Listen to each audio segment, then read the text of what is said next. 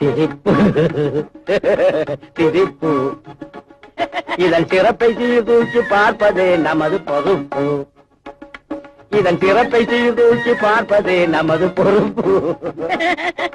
கருப்பா வெளுப்பா என்பதை எடுத்து காட்டும் கண்ணாடி சிரிப்பு. மனம் கருப்பா வெளுப்பா என்பதை எடுத்து காட்டும் கண்ணாடி சிரிப்பு.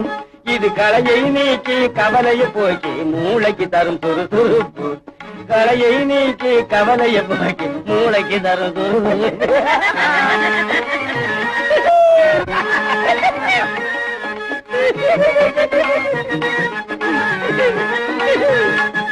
துன்ப வாழ்விலும் இன்பம் காணும்.